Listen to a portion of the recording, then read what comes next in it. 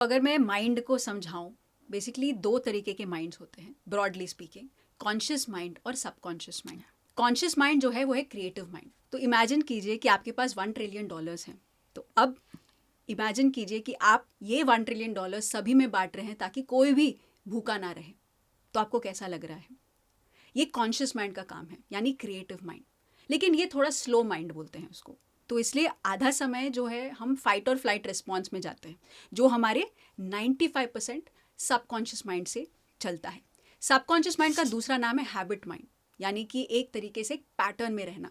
Simply जब आप पहली बार गाड़ी सीख रहे हैं तो आप कॉन्शियस माइंड से सब कुछ समझते हैं कि ओके, कैसे आप ब्रेक कैसे दबाते हैं, एक्सीलेटर कैसे है, ये सब कुछ आप अपने हाथ से पैर से कोऑर्डिनेशन करते हैं। तो आपका कॉन्शियस माइंड एक्टिव है। धीरे धीरे धीरे जब ये हैबिट बन जाता है, ये कब कॉन्शियस माइंड से सबकॉन्शियस माइंड में चला जाता है आपको पता भी नहीं चलता। तो जैसे मैंने शुरुआत में कहा था कि आप गाड़ी में बैठे हैं, आपको पता भी नहीं है कि कब आप डेस्टिनेशन में पहुंच गए हैं। ये हमारे सबकॉन्शियस माइंड के बारे में है ये। तो जो हमारे पहले 7 साल है बहुत इंपॉर्टेंट है, क्योंकि ये हमारा जो होल ब्रेन है, जो हमारा पूरा माइंड है, वो एक्टिव रहता है। तो जैसे चलना हो, सीखना हो कि कैसे चलना है, जैसे गिर गिर के हम सीखते हैं। तो हमारे पूरे लाइफ टाइम ये जो प्रोग्रामिंग है, चलने का जो प्रोग्राम है, वो सेट है। तो हमारे पूरे लाइफ में ये ऑटो मोड पे चलता है। तो हमें सोचना नहीं पड़ता है कि ओके मुझे खड़ा होना है, वो ऑटो मोड पे हमारा चल रहा है। तो ये जो होल माइंड है, ये जो पूरी तरीके से आपका लेफ्ट ब्रेन राइट ब्रेन करके स्प्लिट नहीं होता। आप जो भी सीखते हैं वो डाउनलोड होता रहता है। वो ये नहीं सोचता कि ये सही चीज़ है गलत चीज़ है। तो जैसे अगर आपने बचपन में फर्स्ट 7 ईयर्स में पैसे की कमी देखी हो, जो आप चाहते हैं आपको नहीं मिला हो, तो बेसिकली ये जो फर्स्ट 7 ईयर्स है, हमारे थॉट्स, हमारे फीलिंग्स, ये सारे डेवलप होने लगते हैं। स्टेटमेंट्स जो हमारे फैमिली मेम्बर्स, आपके सोसाइटी एनवायरनमेंट में जो कहा गया है, आप ये नहीं सोचते हैं कि ये सही चीज़ है गलत चीज़ है, आप सभी चीज़ें डाउनलोड करते हैं।